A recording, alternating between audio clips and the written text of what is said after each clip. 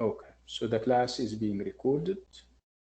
Hello everyone, this is me again, Dr. Sameh, and this is A100A, and today marks the start of our activities in Book 2. We're starting Book 2 today, and as I said before the recording, Book 2 is, I wouldn't say more heavy-handed because all the ideas that we have spoken about are kind of thought provocative, and they have, surface and deep meanings to them.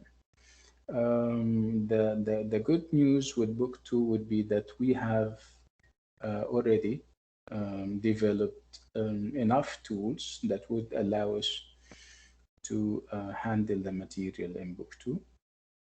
We're not any longer scared of intellectual material that are generous with ideas that are abstract and that would provoke the intellect. And this is actually what we are trying to do with you. We're trying to expose you to thought provocative material, material that would, prompt you to go out of your way and do some research, look up notions and concepts in the dictionary, the specialized dictionaries that we have all over the place. So I'm hopeful that we have succeeded in stimulating and stirring your interest so that you, every time you have a chapter, you go out of your way and try to perhaps prepare, um, discuss it with yourself, think of the ideas ahead, and even relate them to your life. Okay, so we'll go now to book two, and I don't believe that we will be able to finish the whole chapter on Plato tonight. We will divide the effort over two sessions. It's going to be today, and inshallah, um, perhaps yeah, next Wednesday, because the upcoming quiz is on Thursday anyway. So we have enough time to read the material very comfortably, to discuss it very comfortably, and come up with the with ideas and everything. So let me share in the book.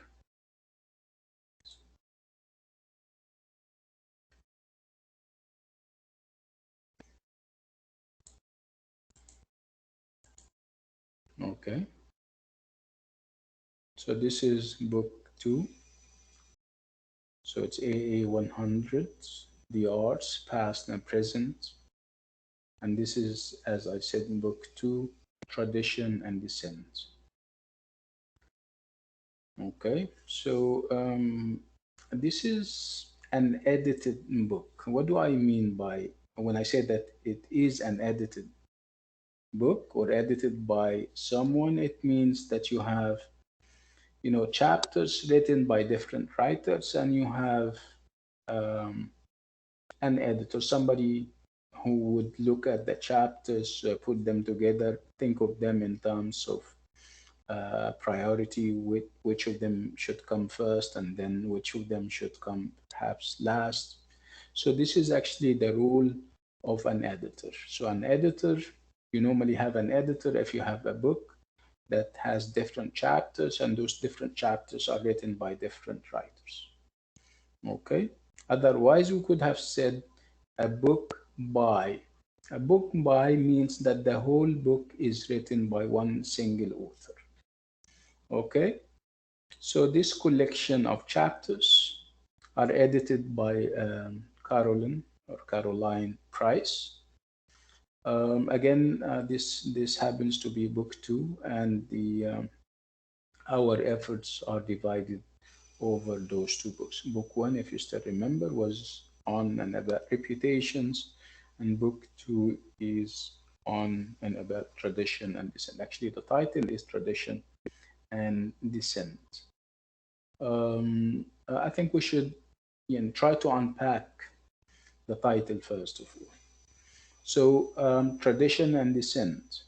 So, one of them is very, at least this is how I see it, is very clear, but the other might be a little bit strange.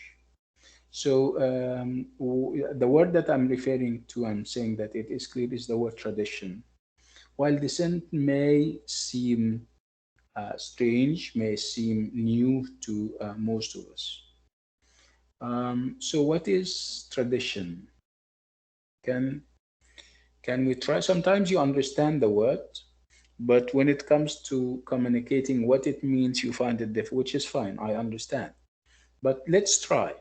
If you'd like to come to the mic and define the word tradition, that would be fine. Hello, Yeah, hello. my name is Bashair Abdullah. Your name is what? Uh, Bashair Abdullah. Bashar. Okay, Bashar, go ahead. Traditions is the action that we take it from our ancestors, Okay. um, and I think it's be different from culture to another one. Yeah, of course. Every But culture has its own set of traditions. Yeah, absolutely. Yes. So it's about the past. It's about you taking something from the old generation, right? Okay. yes, Okay, Bashar, thank you so much. Can we have somebody else, Gama? Yes, doctor. Yeah, go ahead. I think traditions means beliefs or practices that are passed through generations. Nice. So it can be like general for a specific group of people or areas or religions or something like that. Yeah, that's correct. Thank you, Taima, right? Okay. Yeah. Yes, doctor. Yeah. Question. My name is Mona Muhammad. Zainab, go ahead, yeah, Zainab. No, Mona Muhammad.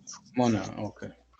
Yes, I think tradition is certain rules Okay. are set up by the community, Okay. and most people have to follow it, whether it's right or wrong, but they follow it for the community mostly.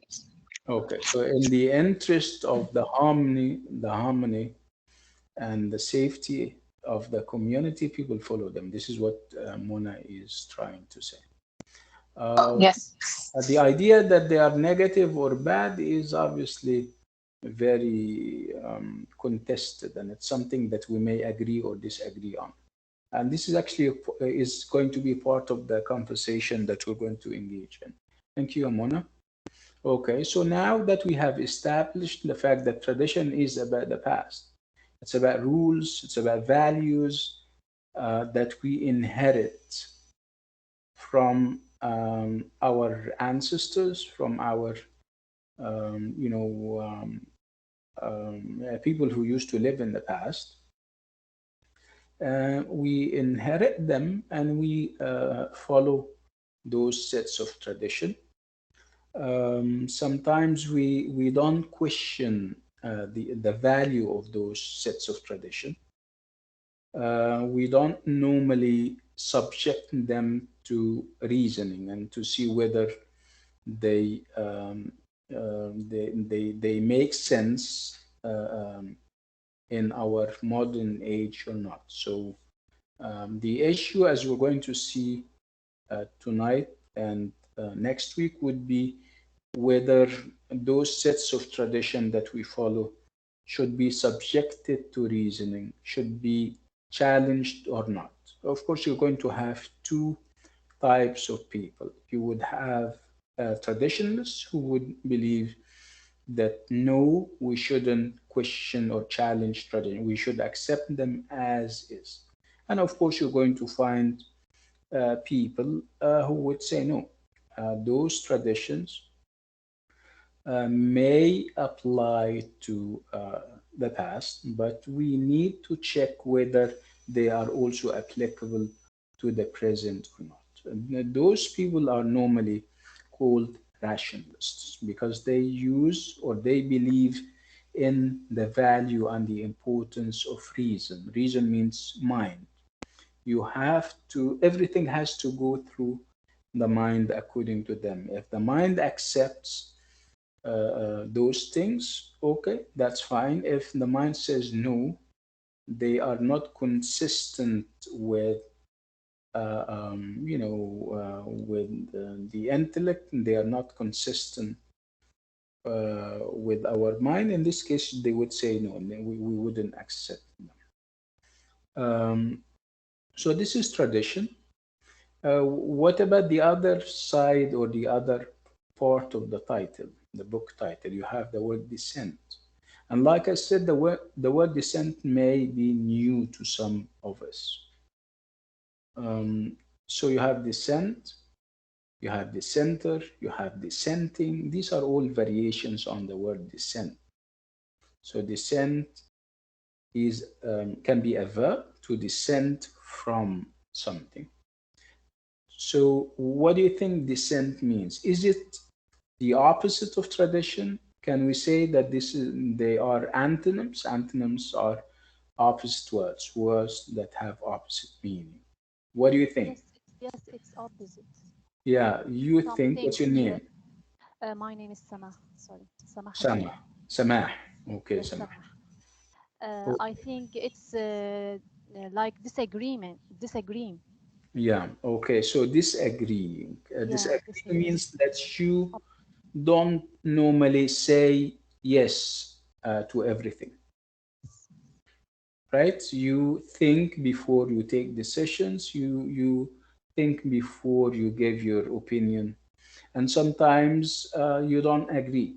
So if you don't agree, and if what is involved is tradition and traditional practices, we call this disagreement dissent.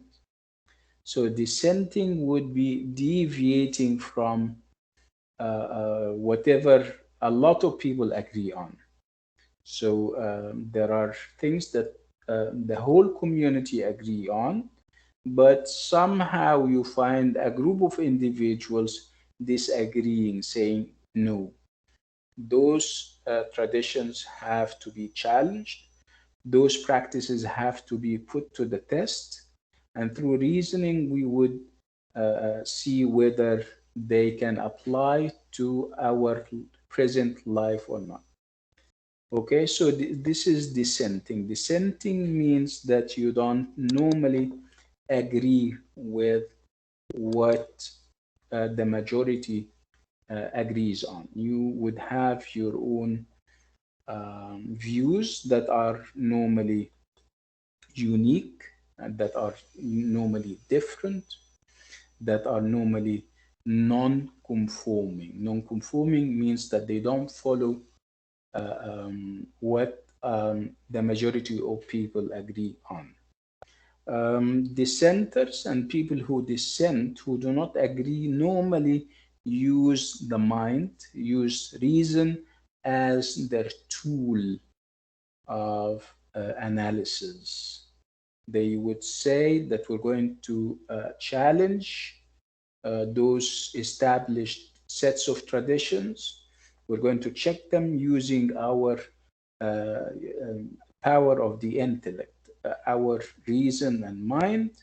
And if our reason and mind accept them, we don't have a problem. But if they don't, we wouldn't follow those sets of established tradition.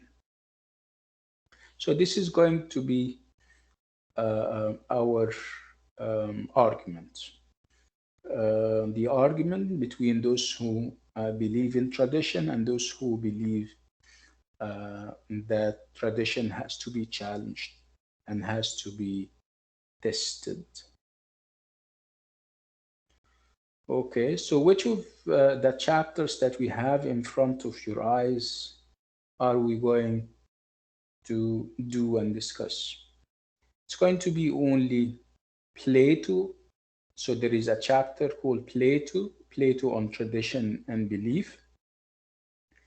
And there is going to be a chapter on poetry, reading poetry. And it's reading poetry, the favorite book of beasts. And we're going to conclude our efforts with a chapter on Ireland. Ireland, chapter 5, Ireland, the invention of tradition. So these are the three chapters that we will take in book 2. Again, our starting point would be that we have sets of tradition, sets of established traditions, and people follow them. But somehow, some individuals would come and say, listen, we honor and respect those sets of tradition, but we would love to test them and see whether those sets of traditions are reasonable, are applicable to our present life or not. Of course, when they do that, they will have traditionals standing in the way and say, no, tradition is sacred and we shouldn't mess with it. We should accept those sets of tradition as is.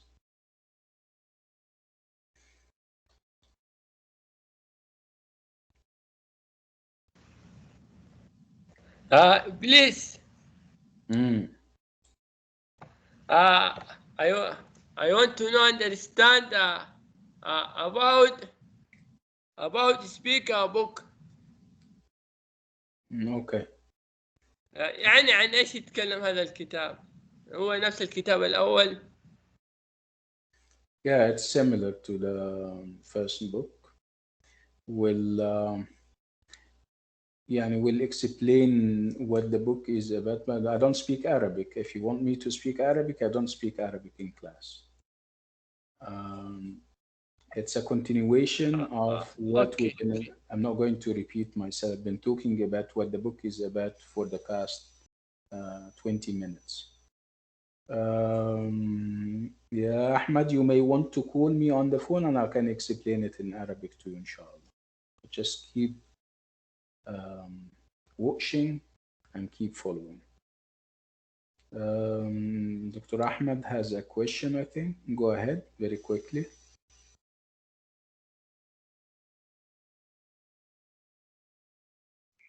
Hello. Yeah. دكتور لين Mhm. book 2.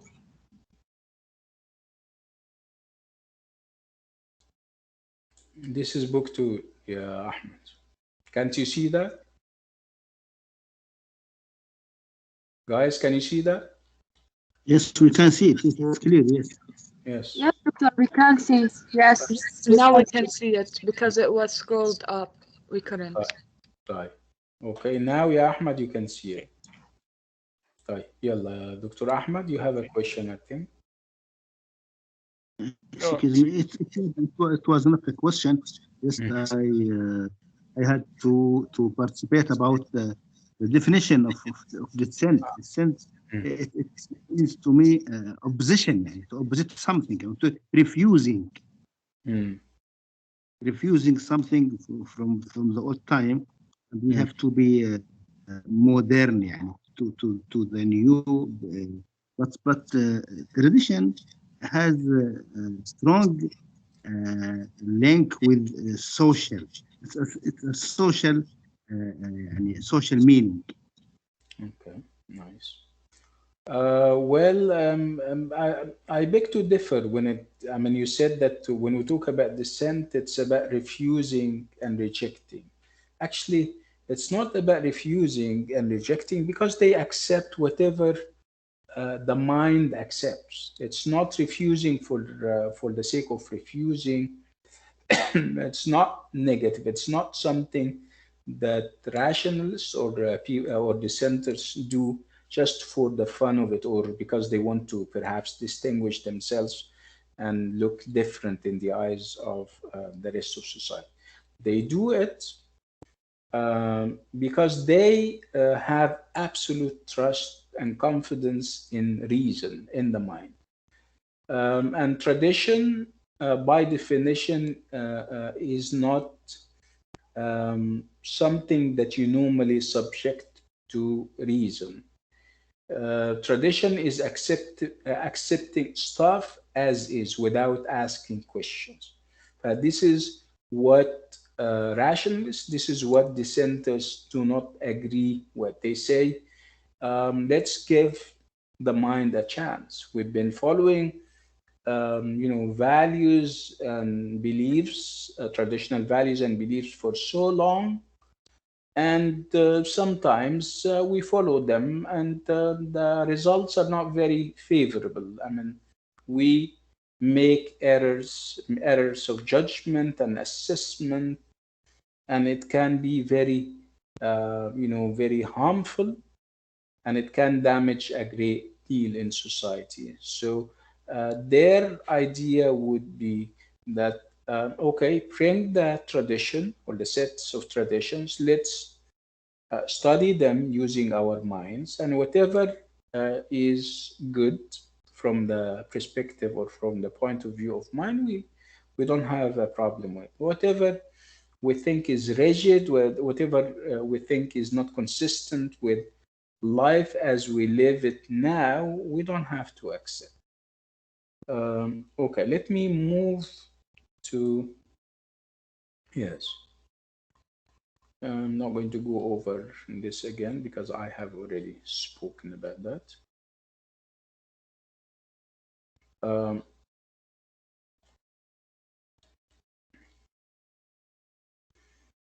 okay, so the chapter that we're featuring tonight and next week is Plato on tradition and belief. So we spoke enough about tradition, but we didn't speak enough about belief or about Plato. So let's unpack, like we always do. We're going to start with unpacking the title of the chapter. So the title of that chapter is Plato on Tradition and Belief. So when I say Plato, before even I talk about Plato, let me talk about belief. So obviously the word belief is from believe, with the va kind of thing. So believe in something. If you believe in something, it means that you have trust in it. You think it can guide your life. And what kind of belief or beliefs do we have? You can have religious beliefs. You can have moral beliefs. You can have traditional beliefs in general. And again, you believe in them, you trust them, you take them on trust, and they regulate your life. They regulate and guide your life. So again, those beliefs can be moral, can be religious, can be in a general sense traditional beliefs and traditional values. We hold them very dear and near to our heart. So much so that when somebody comes over and tries to kind of challenge those beliefs, we stop him or her, and it can be a problem for him or her. So this is belief and beliefs. So again, tradition and belief, or traditional beliefs. Okay, and then we have Plato. And Plato, of course, is a noun. But Plato is not a concept like tradition or belief. Tradition and beliefs or belief are concepts and notions, mafahim, of course. Plato is a human being. So when I say, when the name Plato is dropped, does it ring any bells at the back of your minds? He is philosopher. He is a philosopher. Yes, that's interesting. Who else? Greek person. I Yeah, think. he is a Greek philosopher. That's interesting. What did you say? He was influenced by Socrates, and he taught Aristotle. Yes. Yeah, he was influenced by Socrates, and he was also the teacher of Aristotle. Who are they? This is what we'll talk about. So you have a trinity of names, a trinity of people that would change the map, the intellectual map of Europe and even beyond the entire world. We still remember them. We still read their thoughts and ideas, and of course, we get influenced by them. By the way, I have next week is going to be week 9. Week 10, I will have a workshop on Thursday, week 10, on the theory of knowledge. The theory of knowledge is one of the branches of philosophy. So what we're doing when we talk about Plato, Aristotle, and Socrates, we talk about philosophy, and I'll unpack the term in a minute. So this is an announcement, يا جماعة.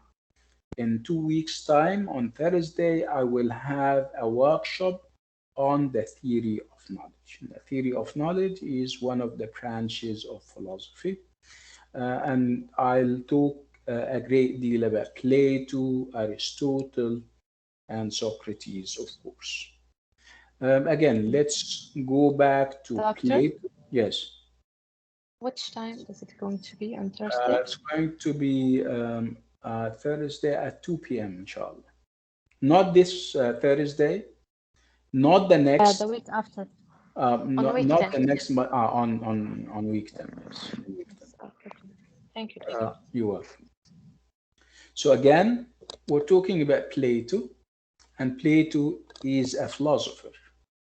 So what do I mean by philosopher? Philosopher and philosophy, and I'm sure you have heard these terms so many times, okay? And they are not easy to not understand, because we can understand them, but not easy to describe because they are so big and they would include so many things. So if we look at the traditional or the Greek definition of the word philosophy, we would find that it means the love of wisdom. So wisdom is about using your mind. Wisdom is about you trying to explain things in a rational way. In a rational way means that you always use your mind, you always try to establish logical relationships between and among thoughts and ideas. Um, so Plato happens to be a philosopher.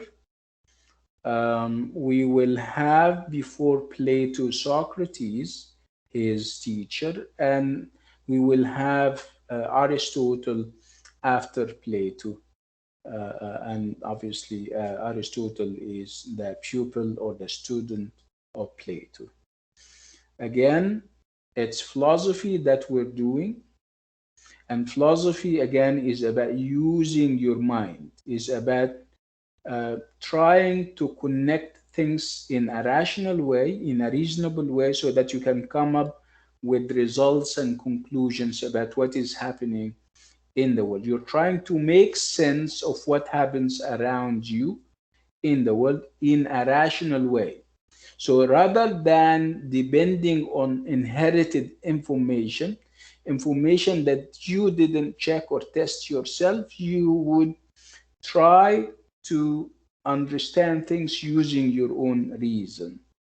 Okay, so if you're into philosophy, if you engage in philosophy, you normally don't accept ready-made conclusions. You would like always to come up with your own fresh conclusions about the world. You don't allow people to give you ready-made ideas and ready-made conclusions about your life. No, you say, listen, I'll think about it myself and perhaps come up with my own conclusion.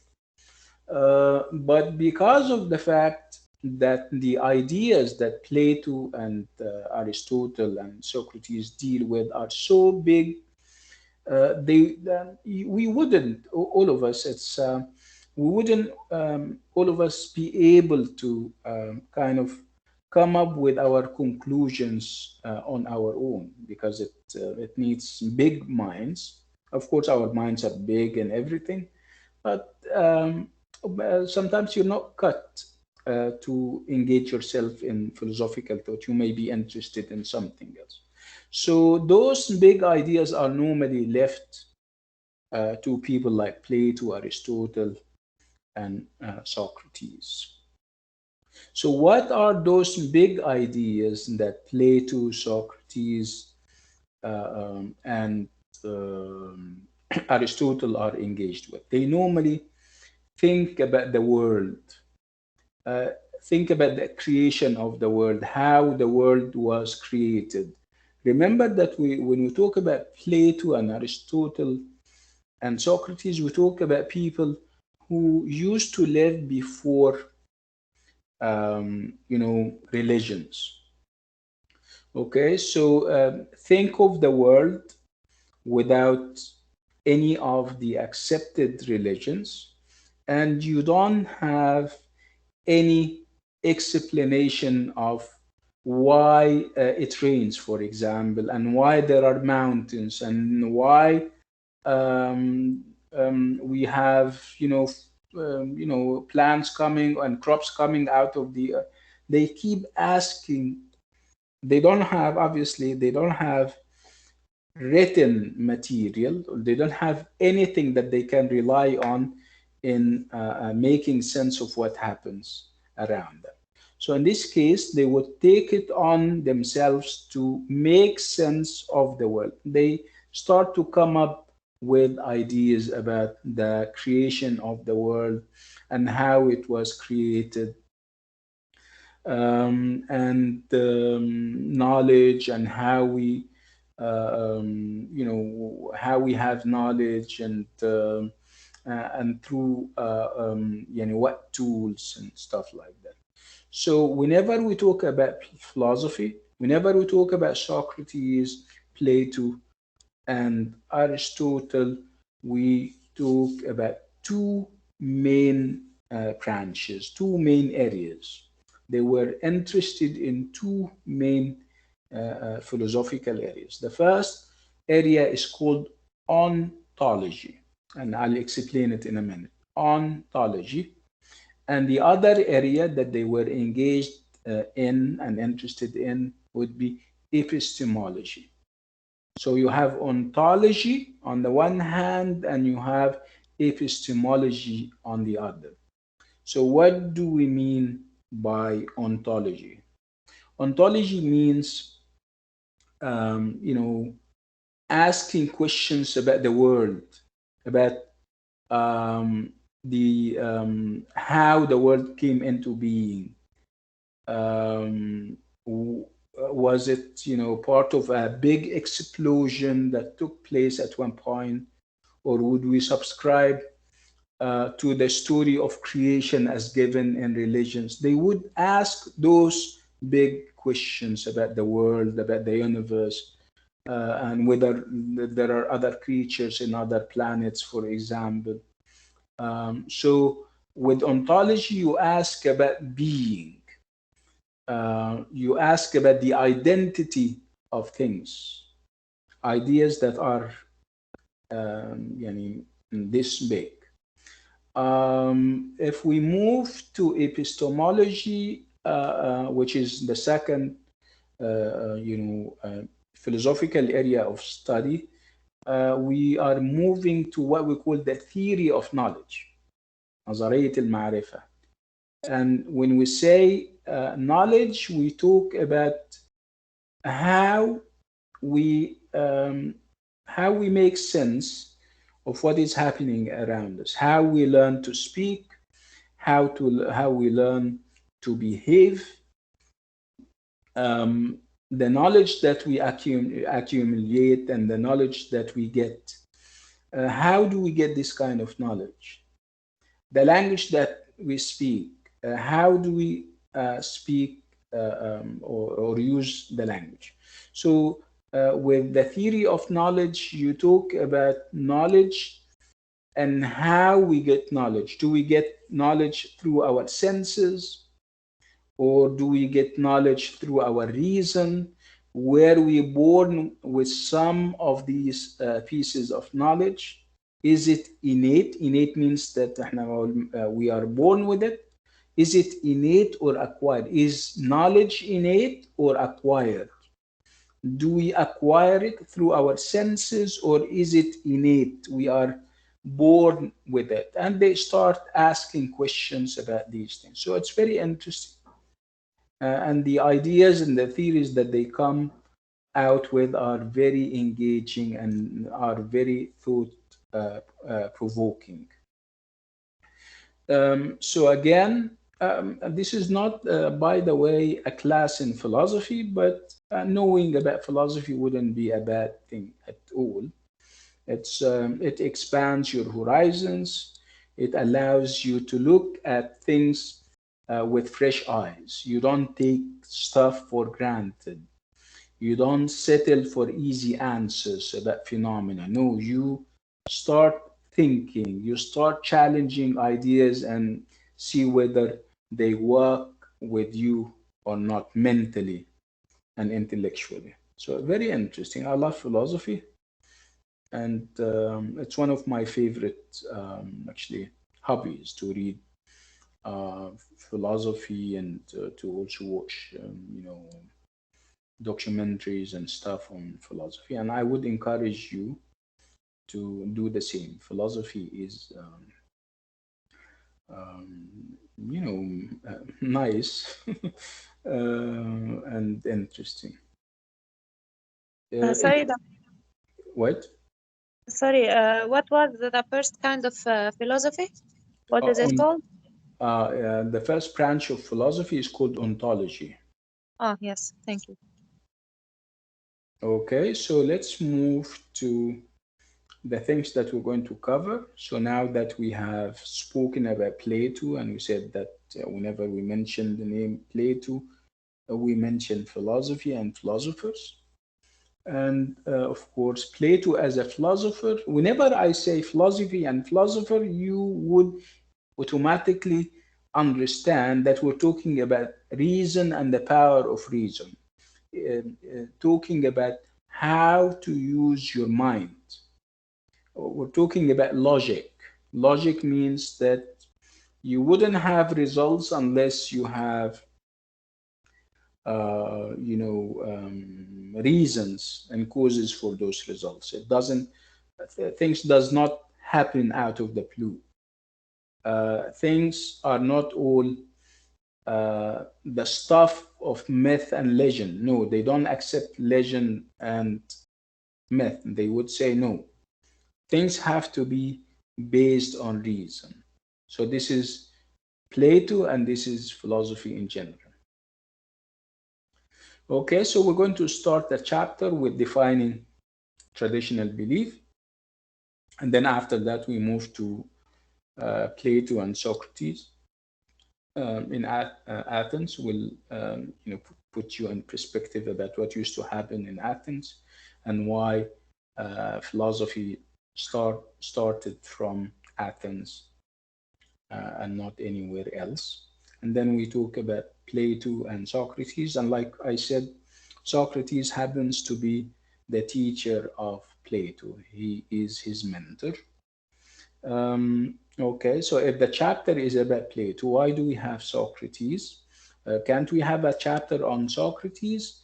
Unfortunately, Socrates, the historical Socrates, did not leave anything written.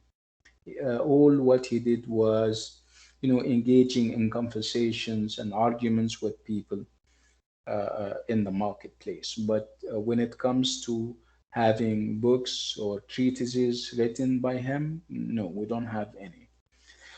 Okay, so you need to always think of the relationship that binds Plato and Socrates. The relationship is a relationship of,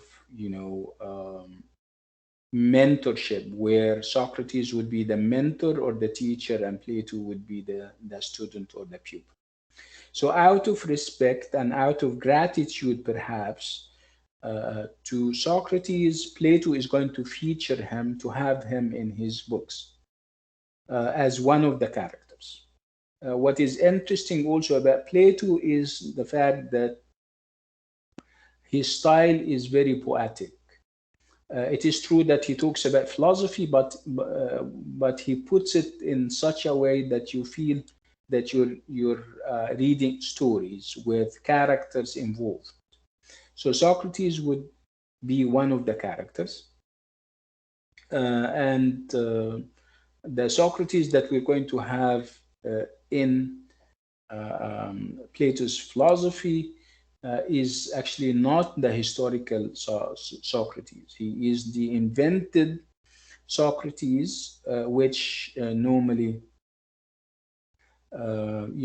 communicate Plato's ideas. He would be representing Plato and his ideas. So Plato himself does not appear in his work, but Socrates does.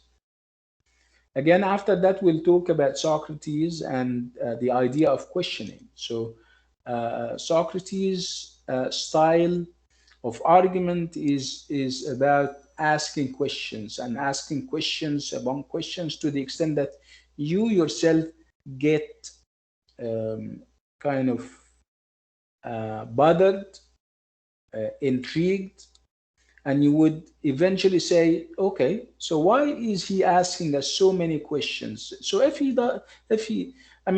asks a questions and he expects an answer, and then when somebody answers, he would ask him another question, and then the guy would come up with another answer, and he would ask him a third question. It gets on your nerves. Sometimes you get annoyed. Because at one point you would say, okay, if he knows the answer, if he's giving me another answer, another question, because obviously he's not satisfied with my answer, why doesn't he come forward with his own answer? In this case, the people in the dialogue and in the conversation would feel very disturbed, very annoyed, and very intrigued by Socrates. And they would ask him, why don't you give us the answer if you know it? If you're asking so many questions, it means that you are on top of things, And he would simply say, no, I don't know the answer. I'm just making philosophical assumptions. Okay, so the material that we're going to work on would be Lachus. And Lachus is a character, one of the characters in a treatise or in some kind of material where Lachus is a character, one of the characters that Socrates is going to engage in conversation with. So we'll talk about Lachus and we'll talk about Greek tradition. And the main argument with Lachus would be the definition of courage, how courage is defined.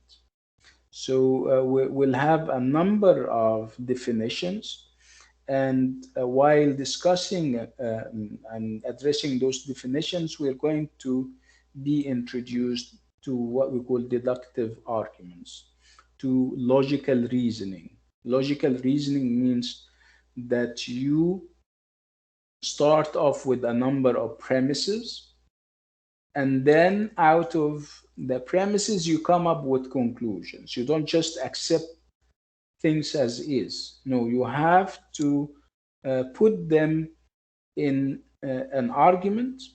You have to argue about them in a logical way. We'll talk about logic, mantiq, and of course logic is about using your mind. Okay, so we're with Lachus, we are focusing on courage and the definition of courage and whether courage is endurance. And we'll have an example of different examples of courage in order to prove whether it's endurance or not. We'll have the case of the foolish firefighter. And then we move on to another character by the name of Nicias, when Lachus stops, short of giving the correct definition of courage. Socrates would turn to Nicias, who would define courage, and we will see how he defines it. And then we move on. Out of the discussions, we will have puzzles. Intellectual and mental puzzles, because of how confusing Socrates sometimes becomes. Out of what we're saying, we will have definitions of the word knowledge or opinion, and the difference between knowledge and opinion. Again, we'll talk about Socrates and why he doesn't answer questions, and whether that would be some kind of cheating, some kind of deceit on the part of Socrates or not.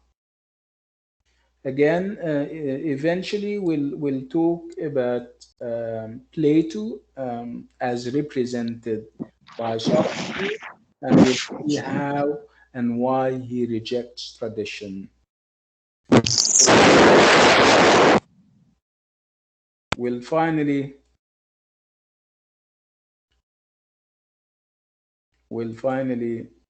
talk about the Socratic method of questioning and see whether we can apply it to real life in teaching and learning or not. Okay? This is basically what we will address and talk about in this very beautiful chapter.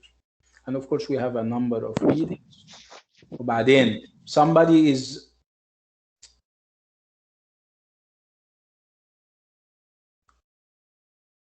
mute the mic, huh?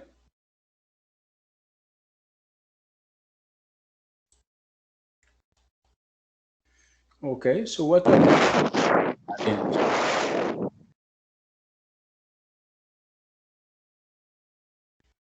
I need to, don't we have a facility that would allow us to kind of dismiss? What's happening?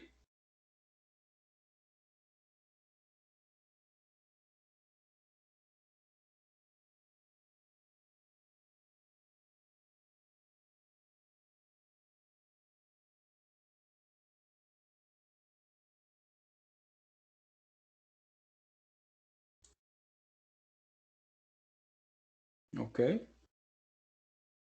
So we'll talk about the aims of the chapter. Remember, we always say that people shouldn't miss the point. The point is, astaghfirullah al-azim, ya Rabbi. We have a young lady by the name of Shaza Hamaida. Mute your mic or go out.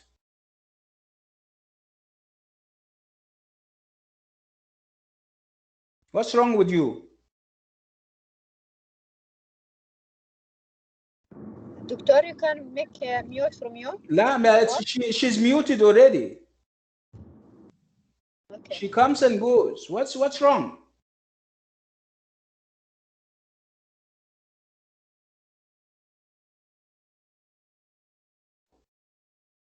So again, what I was trying to say is that we shouldn't miss the point. What we're doing is that we are exposing you to material so that you can enhance and develop your skills as English major students.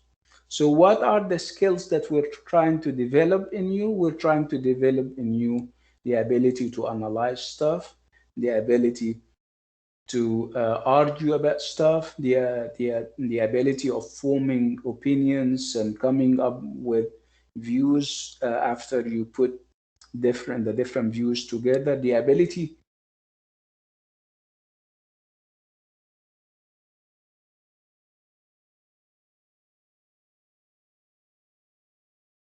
for granted. You shouldn't accept things at their face value. No, that shouldn't be the approach after you walk out of this course. This course would empower you in the sense that it gives you mental tools that can allow you to ask questions, to come up with fresh judgments and assessments. It makes you different uh, in a lot of ways. So this is our friend Plato. Okay. Sorry, doctor. Yes. You said that there are two characters in this story or theory. No, I didn't talk about theories yet. Oh, What I okay. said, yeah, in the beginning was I was defining philosophy in general. Okay. Oh, okay. But when we talk about Socrates and when we talk about Plato, we're not going to talk about the theory of knowledge or the idea of ontology. We're going to talk about philosophical ideas that have similar nature. Okay. Right. Okay. So again, the text that we're dealing with, the material against which we will have all those discussions would be Lachos. And like I said, Lachos, and I'm pronouncing it perhaps the way the Greek pronounce it, because they have this ha sound. I'm not sure. It can be, if you go to YouTube, it can be latches, lap. So it's not an English word, and obviously we may differ on how best to pronounce it. Obviously, this is besides the point. Um, so again, one of our aims in reading these extracts, Lachos happens to be one of them, would be to discover how Plato uses philosophical argument to question traditional beliefs.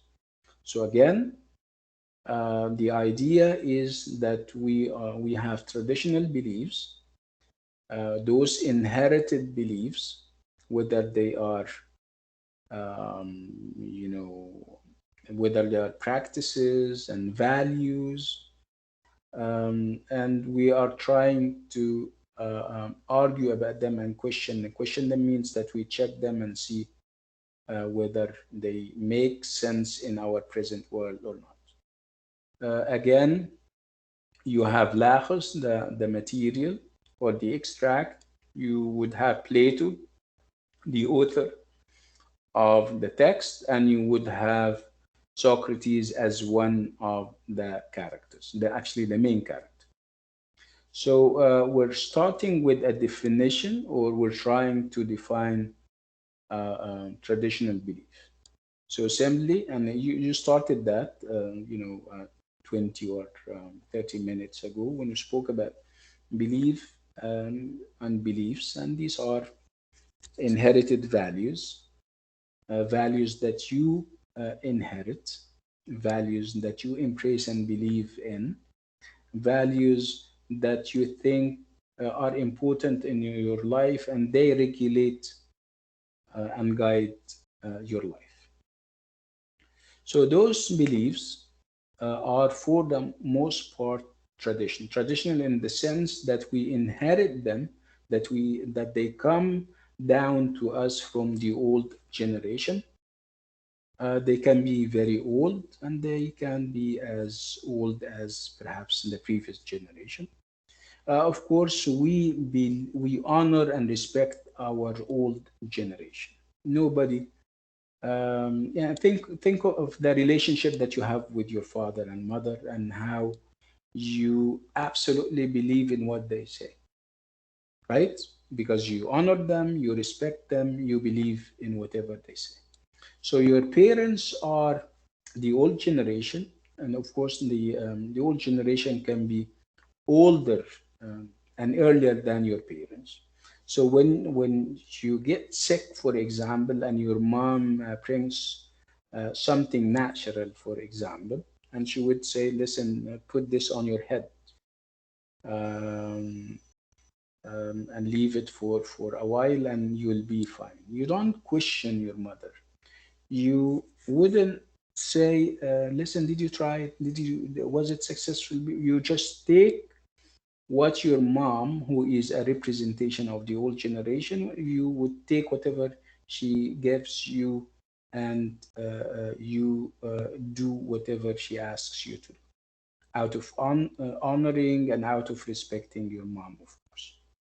Again, what is that would apply to bigger things, that would apply to religion, for example, that would apply to moral values. We were born and raised knowing, of course, that to lie is bad and to tell the truth is good. So these are also, values, and these are beliefs that we have inherited. Um, um, Obviously, there is nothing wrong with them.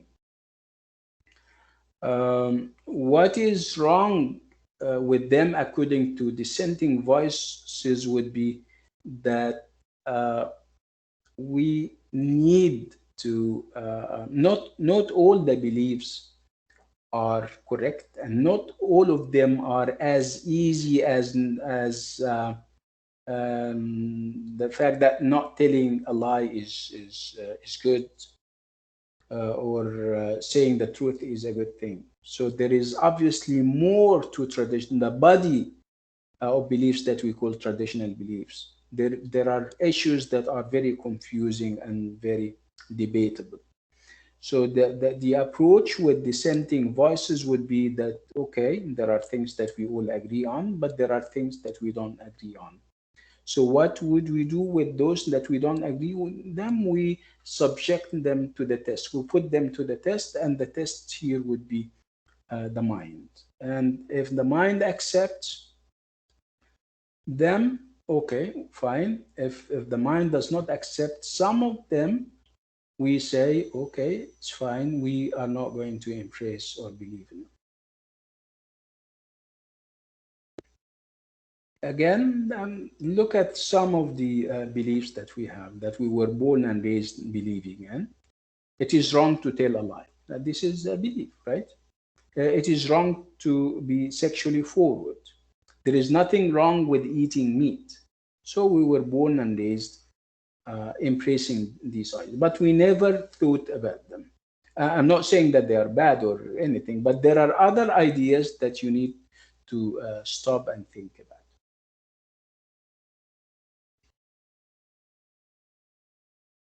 Again, why? Why would people hold traditional beliefs in such, um, they would hold them in such a great esteem? They would respect them. Why would they honor and respect them that much? Well, traditional beliefs are used by the society, by people in the society, to cement this society. Cement, it means that you would establish relationships of harmony and symmetry among the different members of society. So traditional moral beliefs are what binds society and its members together. We are all agreed on a number of shared beliefs. We follow them and we're fine. The problem appears when somebody, kind of appears and would say, listen, we should follow this belief because it's I tested it and I found it correct and everything through my mind, and we should stop embracing this other type of belief because I tested it using my mind and it didn't work. So again, the reason why people hold belief in such a great esteem would be that those beliefs are shared by the members of the community, and it would provide the cement that society would need for its members to come together and live in harmony and peace. Another reason why people believe very staunchly in traditional moral beliefs would be the idea that those beliefs have a long history. And of course, we appreciate we honor whatever belongs to the past. The past is always looked at with very proud eyes. People are so proud of the past. They don't know that there is this nice quote in Arabic. It says ليس كل ما ذهب ذهب. So ليس كل ما ذهب ذهب wind. Zahab means gold. Are you getting the idea? So ليس كل ما ذهب ذهب. Yes, but for people who believe in traditional moral beliefs, كل ما ذهب هو ذهب. Okay. So this is actually the problem, that you think that if something is of and from the past, it is perfect and it's everything. You wouldn't question it. You wouldn't put it to the test. Okay, are you getting the idea? Yeah. Okay. So what we have here is a conflict. Actually, from what we have seen so far, there is we are in for a conflict between two groups of people. The first group believes very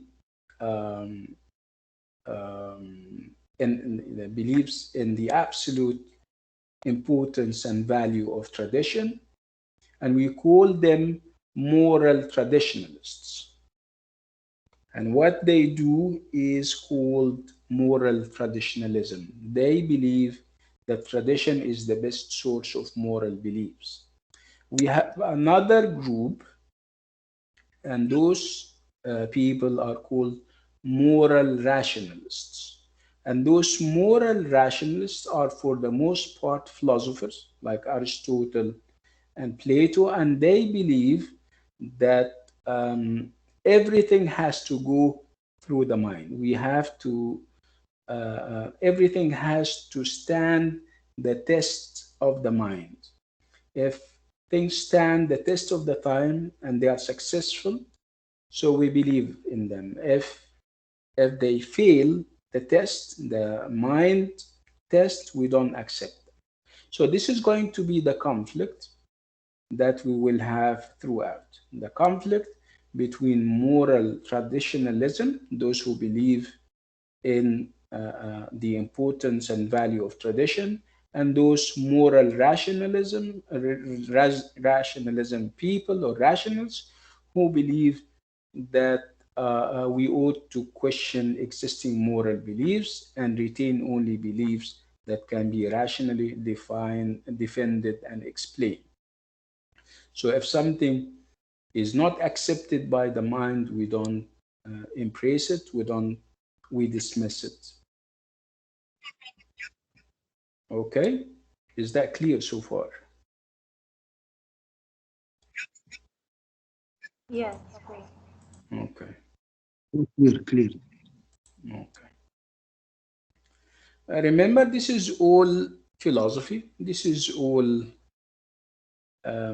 thinking and counter thinking. You give an idea, and then I try to kind of give an opposite idea or a counter idea, and this is normally is what rational people do. They don't just accept things as is. So this is interesting and everything. So and this is part of philosophy, like we said, the idea of using your mind to come up with fresh assessments of what happens around you. We're now moving to the environment where can you mute your mic, Seema? Seema is having her mic on. Kindly mute your mic. So again, we're talking about the environment that brought about people like Plato and Socrates and Aristotle. So it was Athens. It wasn't other parts of the world. Other parts of the world were as advanced. Let's say ancient Egypt or ancient Mesopotamia in ancient Iraq, for example. They have big civilizations, sophisticated civilizations, but we really don't have philosophical evidence. We don't have evidence that those people in ancient Egypt or in ancient Iraq or even in China have engaged in philosophical inquiry, in philosophical discussions. Again, their knowledge and whatever they left us are, for the most part, practical and applied. We would call it applied science. Okay, building building monuments, starting, systems of irrigation. This is all practical. What Plato and his colleagues were doing was mental and intellectual. They are focused on the mind and they are focused on ideas not about a specific place, ideas about the entire world and ideas about entire life. So they were not perhaps as practical as people in ancient Egypt and in ancient Iraq and in ancient China and India. Okay, so it's Athens, where Socrates and Plato and Aristotle come from, and it's Athens in the 5th century before Christ. It's where Athens at the time was, it's we call it a city state. It's a city, but it would act like an entire country. It has its own rules and regulations and politics and everything. Exactly like, look at countries like what? Um, let's look at countries in the Gulf. Some of the countries are so small, and we can call them city states, where, of course, they have their monarch, they have their government and rules and regulations and values and everything. So Athens at one point would be more or less like that. It's a city, but it would act as a country with constitution, with systems of government and everything. So Athens, again, this is again BCE, which means before current era, before we're talking about before the 2021 years that we have now. So at the time, Athens was a very sophisticated city-state. It has rules of government, it has a parliament, and it was what we call a democracy. Democracy means that you normally have elected officials. Okay, you don't have inheritance, you don't have a king or a queen or a monarch. You normally have people who get elected, and after a number of years, there is going to be another election, and other people come over, and so on and so forth. Again, that would help, people like Plato and Socrates to, come up with ideas, and it's an atmosphere that is very stimulating. They would think of whatever would work best for their democracy and for their country. Again, so it was a democracy, it is true. I mean, I'm talking about Athens before the current era. But it was, some kind of selective democracy. Selective in the sense that only white adults were allowed to elect and get elected. But women were not allowed this privilege. Slaves were not allowed this privilege. Foreign residents were not allowed this privilege. So again, it was a democracy, but of course it has its minuses. Again, because of the democratic practices of the time, the fact that you have the right to vote, you have the right to vote people in, and to have you can vote people out, means you have this freedom. So when you normally have political freedom, you also have the freedom to think and to come up with ideas. I mean, atmospheres where there is democracy are normally very advanced, are very intellectual. Again, so this is the atmosphere and this is the environment where Plato, Socrates, and Aristotle lived in. It was a time and place that has it was actually Athens at the time was the cultural and intellectual center of Greece, where you would have scholars and teachers from across the Greek world.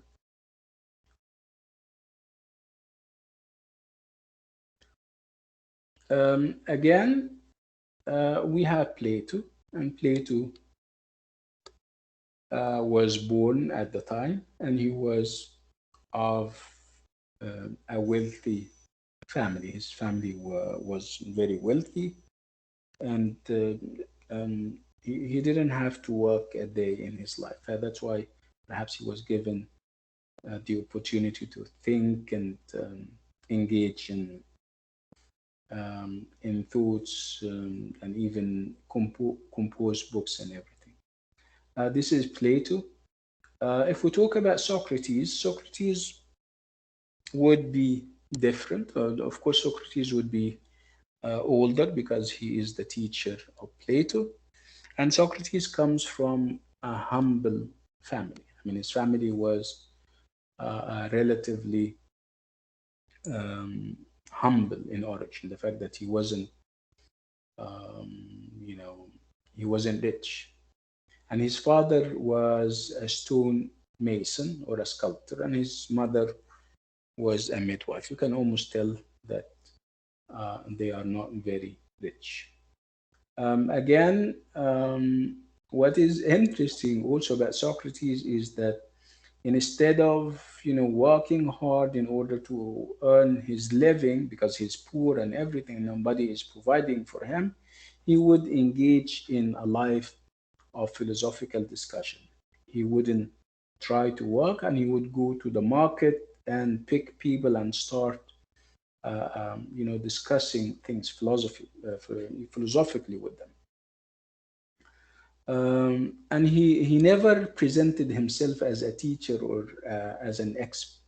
He would always say that I am somebody who has this love and knack for drawing other people's into discussion in the hope of discovering the truth.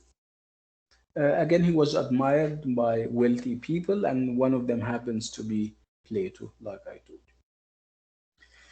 Again, over time, there is going to be armed conflicts between Athens and another city-state by the name of Sparta. Sparta was a rival city-state. They are going to fight. They are going to go to war against each other. And somehow, Athens will or would get defeated by Sparta.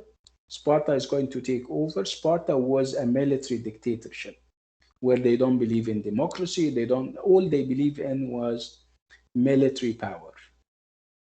So when they took over Athens, they installed a government that is, a government that is leaning towards them. And this is not going to stay for long. Over time, after a number of years, the Athenians are going to revolt, and Athens will go back to its, democracy, and there is going to be democracy again. Again, after democracy is restored in Athens, we will find that um, they would start to try or put on trial people that they thought didn't help during the wars with Sparta. And one of them happens to be, according, of course, to the new government, happens to be Socrates. They would say that Socrates was not a good influence on the young people during the crisis that Athens had. He was a bad influence.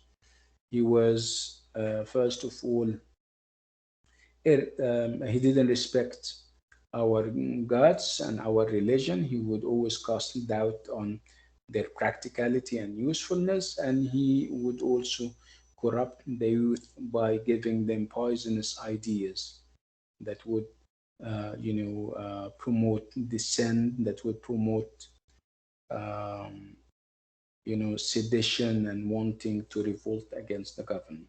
They would they would put him on trial, saying that he was impious, غير ورع يعني, and the fact that he was corrupting the young.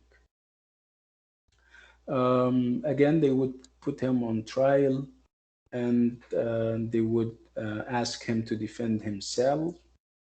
And he wouldn't. He would take it easy. He wouldn't relent. And finally, they decide to hang him, or not hang him.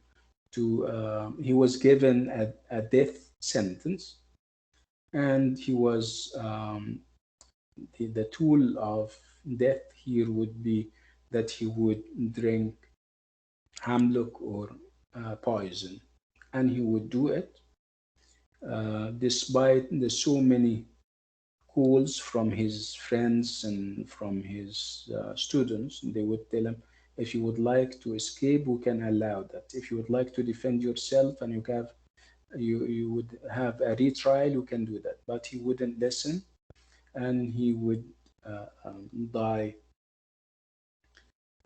affected, of course, by the poison that he drank. Again, we're stressing the fact that Socrates left no writings, but Plato wrote many philosophical works. Again, Socrates would be featured in the works of Plato out of respect for him. Plato respected him, and he wanted to have him featured in his works.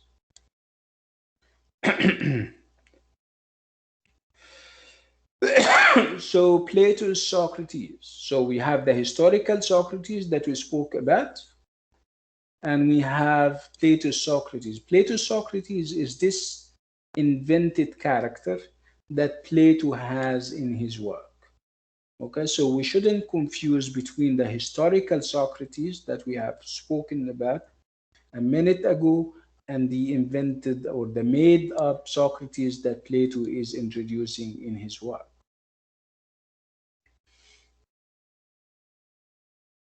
So Plato portrays Socrates discussing a range of philosophical issues with other people, many of them well-known figures of the time. Okay?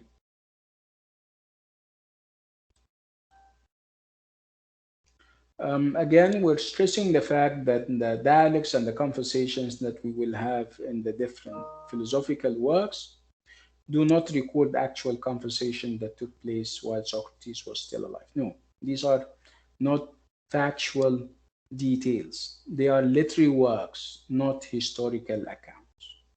Through them, of course, Plato communicates and gives his own views and opinions on on things.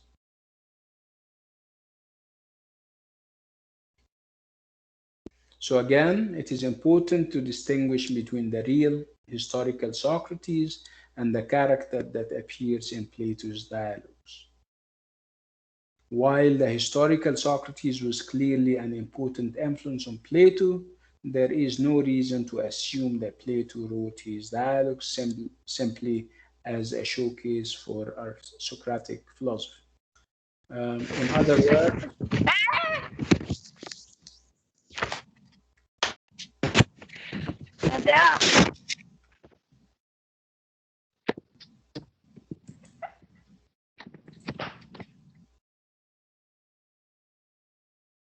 okay. So in other words, لا حول ولا قوة إلا بالله.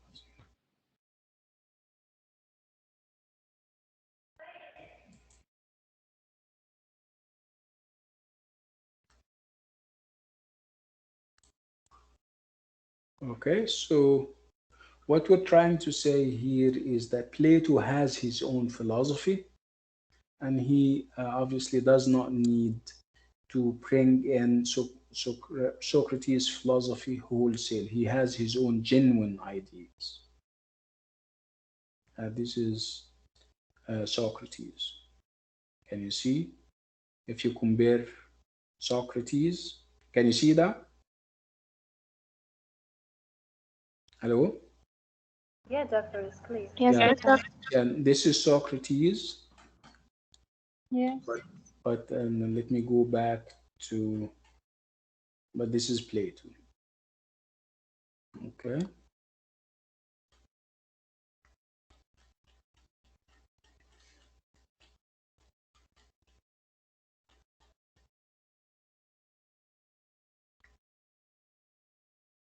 دكتور Yes. were these statues are يعني representation for Socrates and Plato, like the real features, or they're just Yeah, this is, remember we're talking, Shams, that we're talking 2,500 years ago. So you can never tell whether these are real statues of them or not. okay. See? Thank you. No, you're welcome.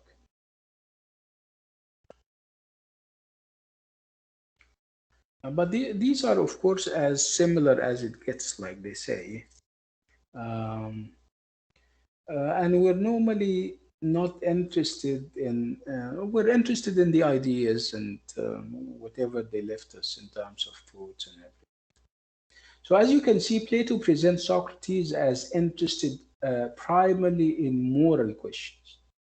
So Socrates' main concern is morality, and that's why he would ask moral questions. He is normally concerned with the qualities or virtues that people need in order to live a good life. So these are the questions that he normally asks, or these are the issues that he normally asks about. The qualities and the virtues that people would need for them to live a good life. So now we go to Lachos. Like I said, Lachos would be the text that we will discuss. With Lachos, as we're going to see, Socrates is concerned with the nature of courage. He's going to ask the participants in the conversation to talk about courage and to define what courage is. And they, of course, would give definitions and they would give examples and they would say no, and then they would try again, and it would go this way. In other dialects and texts, he would discuss piety, الورع أو الإيمان يعني, friendship, temperance, and justice. Again, what is interesting about the style of Socrates would be the fact that he does not try to answer the questions that he raises. Instead, he proceeds by asking other people what they think. And he normally picks people who have, whom he expects to know about the issues that he is discussing. In Lachos, for example, he's talking to military generals. And why would you use military generals? Because you're talking about courage. So where else would you see courage practiced than in the military, right? People sacrificed their lives. So it was only natural that if Lagos is about courage, it was only natural that military generals would be involved. Again, he would ask and somebody would give an answer, and then Socrates would put the answer to the test by asking a series of further questions. Again, Socrates, he makes it seem that he is very neutral. He doesn't add nothing to the discussion. He simply asks questions without putting forward opinions of his own. Again, you give him an answer, and then he would investigate the answer and see whether it's consistent with the other things that you believe in or not. What is perhaps disappointing would be the fact that none of the characters would be able to give the answer that Socrates has in mind. None of them passes the test that Socrates puts up for them. And generally, the conversations end with the other characters feeling baffled. Baffled means confused, and they would also feel frustrated.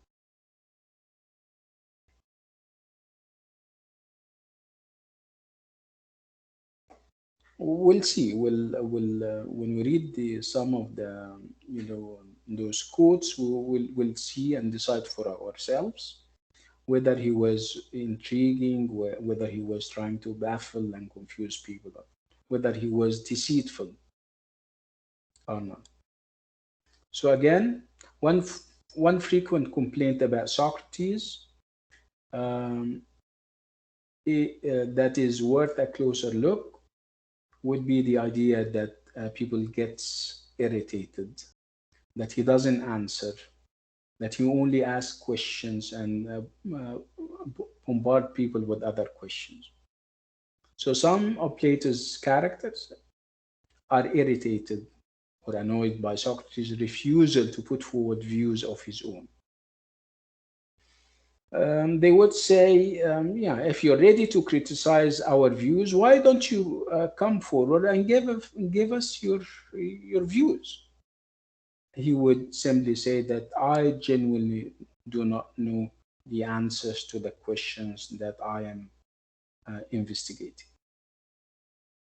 And he would say that I am only making philosophical assumptions.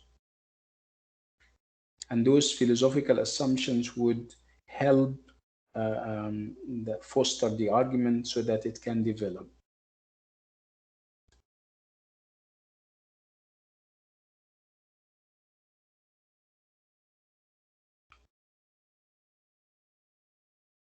Okay.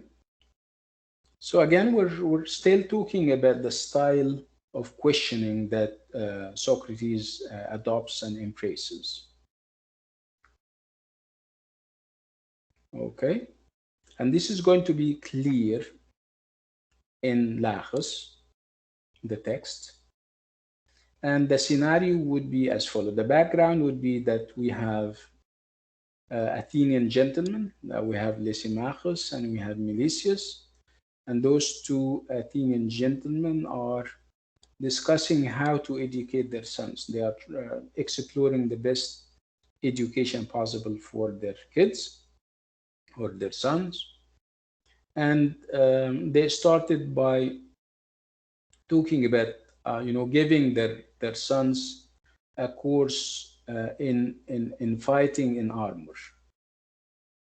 They would say, yeah, if they take a course in something, military is something that has to do with fighting, they would learn a great deal. That would, if they take a course in fighting in armor, they would foster courage and self-discipline. And those two people would turn to Nicias and Lacus, who are generals. Generals in the Athenian army, it means that they know a lot about fighting, they know a lot about the military, and their advice would be very good and practical. And Nicias and Lachos do not agree about the value of this. They one of them would say, yeah, it's good if they have a course in fighting, and somebody else would say, no, I don't believe that military training can foster courage and self-discipline. So if you have the two military generals not agreeing, you would have to have somebody else. So somehow Socrates was around and he was called by Lachus to join the conversation and resolve the issue. It means that they are soliciting his opinion. They are asking him what kind of training would we give those kids or those sons so that they can have self-discipline and they can have courage. Of course, Socrates would disappoint them all the more because of his style. So instead of giving them a straight answer, he would ask them, and he would ask them. Socrates would tell them that you can't be an issue like this cannot be decided until another more general question has been addressed, which is what? Which is courage. He would ask them, give me the definition of courage, and they would go on providing, answers and definitions that Socrates wouldn't agree to. Okay. Excuse me, Doctor. Yes, go ahead. Can you re-explain the last point? We are now talking about the text itself. Lachos ya Taiman.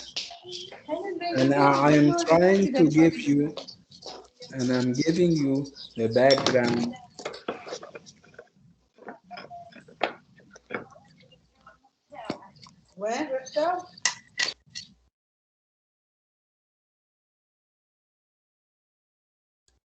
Okay.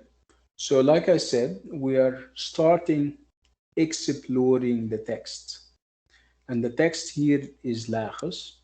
And I'm giving you the background of the text. Why we are having the ideas that we're having. Okay? And we said that the scenario is simply about two Athenian gentlemen. They are thinking of the best way to teach and educate their sons. Okay, they say perhaps if they have a course on fighting in armor, that would help them a great deal, have self-discipline and have courage. Okay, so they are seeking a second opinion. And of course, if you talk about armor and if you talk about the army and courage, you wouldn't have better people than military generals. And they had Nicias and Lachos. And Nicias and Lachos are going to disagree on whether having a course in the military would be a good thing. So if they disagree, we would need a third person who would resolve the issue. So this third person would be Socrates. So Socrates would come, and instead of giving a straight answer as whether a course of fighting in armor is good enough or not, he would tell them, no, you're asking the wrong question. Let's start all over again. We need to start with a more general question, which is of course what is courage? What is the definition of courage? Okay. So of course, what we're doing is actually reading a text, reading a philosophical text, and of course, philosophical texts do not give themselves to easy interpretation. They would you wouldn't approach them the way you approach a newspaper, for example. They are more challenging than that. You need to think about the thing once and twice. You need to underline I mean sentences that you think are important. You would have to have what they call notes on and glosses on either side of the page so that you don't forget. Try to connect the dots. So again, reading a philosophical text is not as easy as it may seem.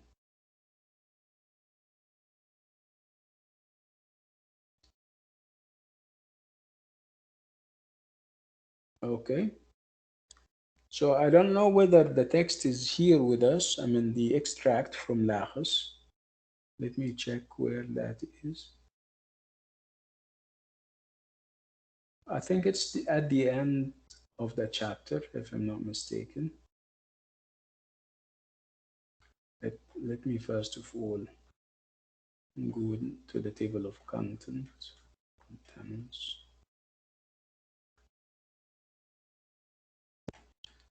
Wait. So reading 1.1, page 29. Yes, 29.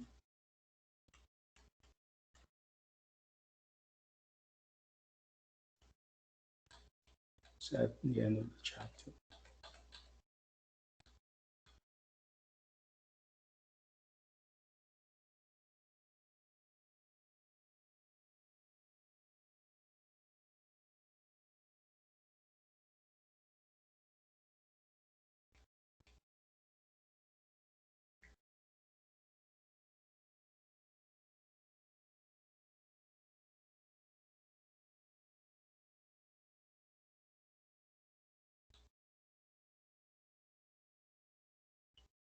Yeah, this is the one. So I would like us to read the first reading. Can you see that? I'll give you 2 minutes. Not 2 minutes, because obviously this is philosophy and it would take more than that. I'll give you 3 minutes. Read it and tell me what you have understood. Yalla, go ahead.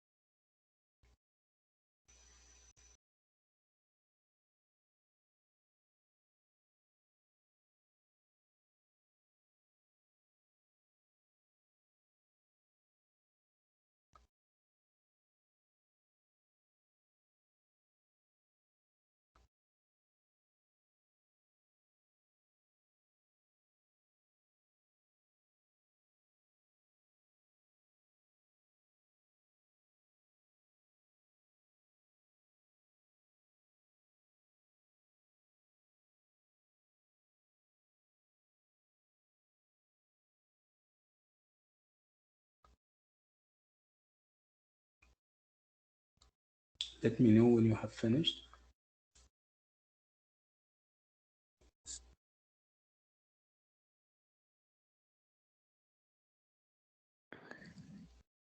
I finished.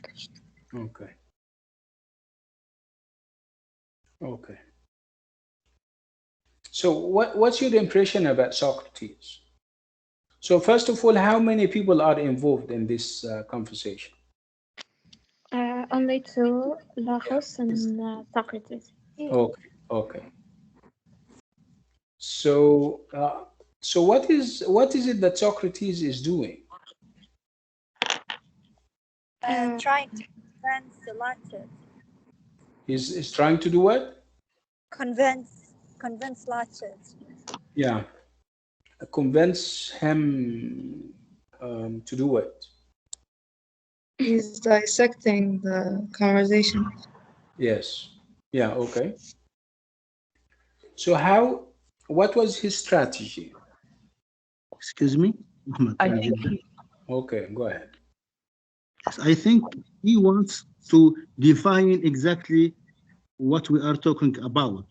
The subject is about virtue. Before going to the deep idea, we have to define the meaning of virtue. By the way, I'm sorry, Dr. Ahmed. I want you, if you think of you kind of dissect the word or analyze the word virtue, the word ver means power and strength. So it's virtue here is not about being virtuous and doing good deeds. No, virtue here means courage. Okay. What's regret? Regret. What's what? What's a regret? We're reading. Editing. Wait. We're reading the text, and the text is obviously to prove or to demonstrate how Socrates go about convincing people of going breaking down stuff to its basic components. So it's about breaking down stuff to its basic components. If we talk about courage, we need to first of all know what courage means, and then we give examples. And if we agree on what it means, courage, we can move to the next level. So it's about levels that we're trying to establish. We start with a level, and then if we agree on it, we move to the next level, which is very rational. People do that when they use their reasons, right? Very organized. ولا ايه؟ صح؟ Yes. Okay. طيب. Okay, so let's move to the second extract and see. This one is bigger, obviously. Doctor, I just want to ask, virtue meanings and the meaning in the dictionary, it's about showing a high moral standard. Yeah, this That's is what right? this is what I'm saying. The meaning of the word virtue here does not mean being virtuous, being kind, and being dealing with people in an honest way. And here, the word virtue means courage. When you are valiant and courageous. Yeah, but why would they put this word? Because the word virtue, developed and evolved over the years. In the past, it's used to mean, courage. It's used to mean strength and power. But we're using it in the old sense, not the new sense. Yeah, Okay. I got it. Thank you so much. You're welcome. Okay. طيب, I think we'll stop here. So what I want you to do, inshallah, when you finish from here until next week, I would like you to read the rest of the readings. We have a number of readings. Look at them. You don't have to understand everything, by the way. Remember, this is philosophy and it can be difficult, but at least go through them. Give yourself a taste of what philosophical writings look like, and next time we can always discuss them and start from where we will leave off today. So do you have any questions? Excuse me. Okay, go ahead. Can you remind us, please, about what subjects of this book number 2 we will have? One, Plato and tradition. Yeah, Plato. Yes, and the other one would be Ireland, the invention of tradition. Number 5. Yes. Just 2 or 3?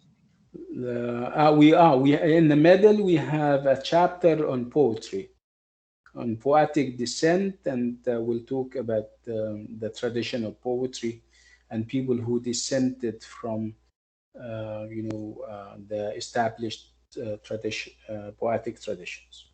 Number 2, reading poetry. Yes. The favorite book of beats. Yeah. Beats. Yes. Number 1, number 2, number 5. Yes, absolutely. Thank you very much.